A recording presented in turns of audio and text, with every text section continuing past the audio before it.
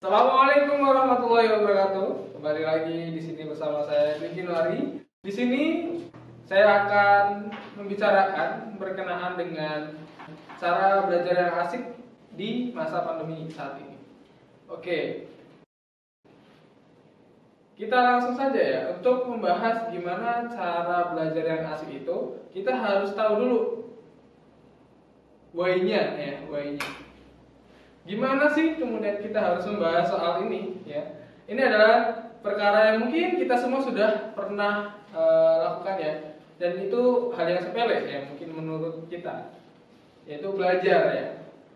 Kita sudah belajar dari kecil sampai sekarang, tapi kondisi pandemi saat ini itu merupakan kondisi yang sangat berbeda, yang kemudian tiba-tiba terjadi dan kita tanpa persiapan apapun, maka kemudian terjadilah berbagai hal yang kemudian menjadikan siswa-siswi atau kemudian kita ataupun kalian semuanya itu kemudian menjadi sedikit merasa malas untuk belajar. Jadi untuk tahu gimana cara belajar yang asik itu, kita itu harus kemudian yang pertama yaitu adalah dalam waktu 10 menit kita awali dengan mendengarkan lantunan ya sholawat. Sebenarnya bukan kemudian saya hanya sesuai dengan keyakinan saya saja, tapi ini saya sudah buktikan sendiri bahwa sebelumnya saya sudah mencoba untuk melakukan 3 kali uji coba mendengarkan 3 jenis musik. Jenis musik yang pertama nih, saya coba kemudian play di YouTube, yaitu kemudian musik tentang meningkatkan mood ya, saat bekerja atau saat belajar. Itu kemudian lagunya lagu barat dan itu slow, enak didengar. Tapi kemudian di sisi lain kok ada perasaan yang aneh di diri saya yang terjadi, yaitu kemudian rasa gusar di hati dan pikiran saya. Dan kemudian lagu yang kedua itu adalah lagu instrumental, yaitu kemudian bisa menenangkan pikiran gitu ya, berdasarkan beberapa penelitian gitu kan. Nah, tapi itu juga masih ada kegusaran di hati, masih belum hilang. Dan yang terakhir adalah sholawat. Sholawat ini ketika saya kemudian play pertama, kemudian 2 menit pertama, hati dan pikiran mulai kemudian terasa rileks, tenang. Menit kelima udah mulai tenang, dan itu kemudian menjadikan saya, nah ini kayaknya musik yang tepat untuk sebelum kita melakukan aktivitas, untuk kita dengarkan dulu. Apalagi aktivitas yang kita akan lakukan adalah belajar gitu. Nah kemudian yang kedua yaitu niatkan diri kita itu karena Allah ya. Niatkan diri kita karena Allah, karena Tuhan kita. Gimana pun kemudian kondisi kita, jika kemudian kita melakukan aktivitas itu karena Allah ya, pasti itu akan menjadikan ladang pahala buat kita. Apalagi konteksnya adalah belajar. Lalu yang ketiga adalah kita harus mau untuk membuat jadwal dalam belajar. Ini terkadang terlupakan ya untuk kita yang mungkin karena sudah menganggap ini adalah aktivitas yang biasa ya, yang sudah sering dilakukan, sehingga kemudian kita terlena untuk tidak membuat jadwal dalam belajar. Ini adalah hal yang keliru. Kenapa? Karena kalau kita tidak membuat jadwal untuk belajar, maka kita kemudian tidak punya waktu tetap dan waktu tepat dalam belajar. Nah, lalu yang selanjutnya adalah tetapkan target. Kalau belajar itu harus tentuin target dulu.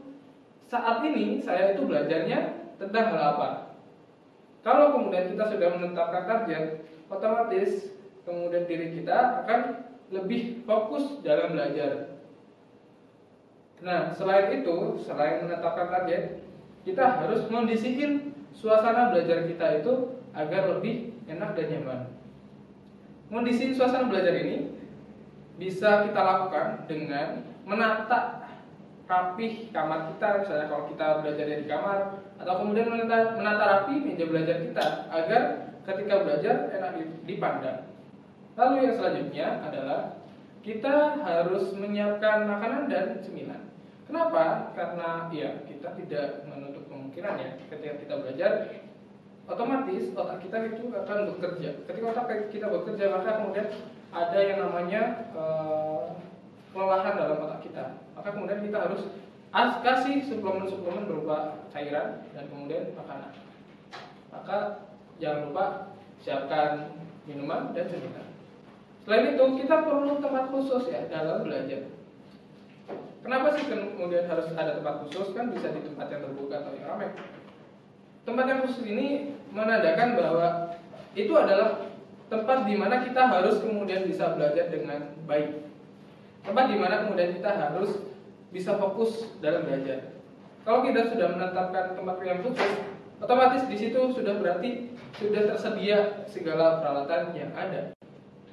Nah, selanjutnya kita juga harus tahu yang namanya gaya belajar. Ini penting teman-teman. Mungkin ini sedikit sepele ya menurut beberapa orang, karena mungkin ya saya belajar ya gitu-gitu aja ya. Tapi dengan gaya belajar ini, kalau kita tahu gaya belajar kita itu apa, itu akan memudahkan kita untuk belajar lebih baik lagi. Nah, dalam tipe gaya belajar itu di sini saya akan menjelaskan ada 3. Yang pertama itu adalah visual. Nah, visual ini intinya adalah ketika kita belajar itu lebih menyerap materinya itu lebih maksimal untuk ketika melalui penglihatan kita. Entah itu dalam bentuknya gambar, video, ataupun grafik, diagram, ya. Atau bisa jadi percakapan yang kemudian terjadi.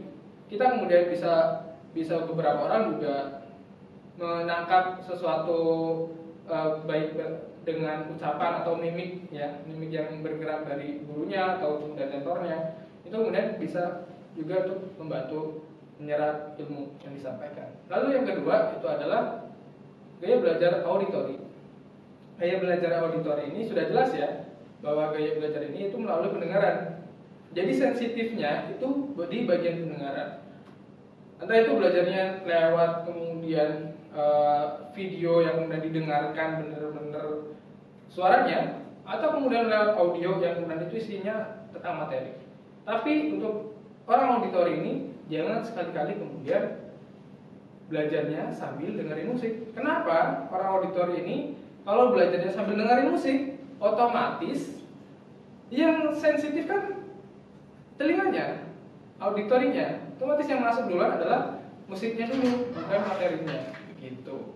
Lalu yang ketiga adalah ada gaya belajar yang namanya kinestetik. Gaya belajar kinestetik ini gaya belajar yang kemudian harus mencoba dulu, harus diuji coba dulu. Orangnya itu harus benar-benar melakukan sesuatu dalam belajarnya, yaitu nyaman dengan menggerakkan anggota tubuhnya atau kemudian nyaman untuk mengerjakan sesuatu. Nah, untuk gaya belajar kinestetik ini, orang yang punya gaya belajar kinestetik ini cenderung orang yang tidak mudah diam. Entah itu tidak mudah diam di kelas atau kemudian tidak mudah diam ketika disuruh duduk. Ya, pasti ada sesuatu aja yang kemudian dia kerjakan. Kita itu bisa mengombinasikan 3 gaya belajar ini dengan baik agar bisa lebih maksimal dalam belajar. Seperti yang tadi sudah saya katakan bahwa gaya belajar ini adalah gaya belajar yang dominan ya, hanya dominan di diri kita. Bukan berarti itu hanya salah satu aja yang di diri kita. Namanya dominan adalah berarti semuanya ada, cuman yang lebih muncul itu yang mana. Nah, cara untuk kemudian memaksimalkan tiganya gaya belajar itu agar kemudian cara penangkapan kita itu lebih maksimal lagi, itu dengan cara yang pertama, silakan teman-teman kalau misalnya belajarnya lewat buku, silakan baca bukunya. Lalu kemudian teman-teman rangkum di kertas teman-teman sendiri atau buku catatan teman-teman sendiri. Lalu kalau bisa ketika teman-teman melihat buku bacaan itu, teman-teman sambil baca dan kemudian teman-teman sambil tulis, ya. Dan kemudian sambil dibaca lagi tulisan teman-teman. Itu akan membantu tiganya gaya belajar itu dalam bekerja. Nah, itu akan lebih maksimal lagi kalau dalam belajar. Nah, bagi teman-teman, ini ada sedikit warning ya buat teman-teman. Ya. Warning yang pertama adalah ketika teman-teman itu belajar menggunakan handphone ya, karena di masa pandemi ini otomatis kondisi daring ya, pasti handphone ataupun laptop itu jadi salah satu fasilitas untuk belajar. Warning yang pertama adalah teman-teman kalau kemudian menggunakan handphone ataupun laptop, kondisi harus.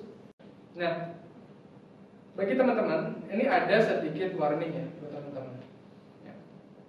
Warning yang pertama adalah ketika teman-teman itu belajar menggunakan handphone ya, karena di masa pandemi ini otomatis kondisi daring ya, pasti handphone ataupun laptop itu jadi salah satu fasilitas untuk belajar. Warning yang pertama adalah teman-teman, kalau kemudian menggunakan handphone ataupun laptop, kondisi harus banyak cahaya di sekitar teman-teman. Jangan di kondisi gelap. Apalagi kalau misalnya teman-teman belajarnya di kamar, maka jangan pakai lampu tidur ya buat belajar. Tapi benar-benar pakai lampu ruangan. Dan kalau misalnya masih belum jelas juga, teman-teman boleh pakai kemudian lampu belajar sendiri. Itu membantu teman-teman dalam kemudian memakai handphone dan laptop agar sinar dari handphone itu tidak kemudian terlalu banyak masuk ke mata gitu. Nah, kemudian yang warning yang kedua adalah teman-teman jangan tidur ketika belajar. Bukan jangan tidur ya, tapi tepatnya adalah jangan sambil tiduran ketika belajar. Kenapa? Kalau teman-teman ketika belajar aja sambil tiduran, otomatis saya jamin pasti 5 menit, 10 menit, dan 15 menit setelah kalian buka buku dan baca ataupun dan buka laptop baca, pasti lama-lama teman-teman akan ngantuk. Karena posisi teman adalah posisi nyaman, relax. Itu akan membuat diri teman-teman dan tubuh teman-teman ini akan merespon bahwa diri teman-teman sedang dalam posisi relax dan nyaman untuk beristirahat, bukan untuk belajar. Nah, kemudian warning yang selanjutnya adalah teman-teman kalau bisa, kalau saat belajar, apalagi menggunakan handphone, please tutup semua notifikasi yang ada. Tutup semuanya notifikasi yang ada di handphone teman-teman. Jadi ketika teman-teman belajar bisa lebih fokus, tidak kemudian membuka chat, tidak kemudian membuka Instagram, atau lihat DM-an teman, atau lihat WhatsApp-nya teman yang kemudian WA kita. Itu justru akan mengganggu teman-teman.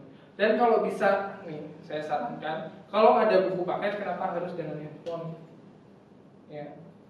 Kalau bisa memaksimalkan buku paket, kenapa harus dengan handphone? Ya. Kalaupun teman-teman masih kurang dan butuh informasi, tadi saran saya, notifikasi handphonenya dimatiin dulu agar teman-teman tetap bisa fokus dalam belajar. Nah, selanjutnya, warning selanjutnya adalah kalau bisa nih teman-teman itu, kalau misalnya belajarnya sambil pegang buku nih ya, tolong buku yang lain dirapikan. Jangan di hadapan teman-teman, atau apalagi numpuk di meja belajarnya teman-teman nggak rapi. Itu justru akan mengganggu ketika teman-teman belajar. Konsentrasinya akan terganggu, dan kemudian itu akan membuat beban pikirannya itu bertambah. Kalau bisa kemudian teman-teman lagi belajar satu materi, ya fokus di buku tentang itu saja. Misalnya teman-teman lagi belajar IPA, ya udah buku IPA aja yang ada di situ. Bukan buku matematika, bukan buku bahasa Indonesia juga ada di situ juga. Itu berarti akan mengganggu konsentrasi teman-teman karena udah melihat, oh ini ada matematika, ini ada bahasa Indonesia. Jadi akan membuat buyar konsentrasinya teman-teman. Oke, itu saja cara belajar di masa pandemi ini biar asik. Terakhir dari saya, ayo konseling itu asik.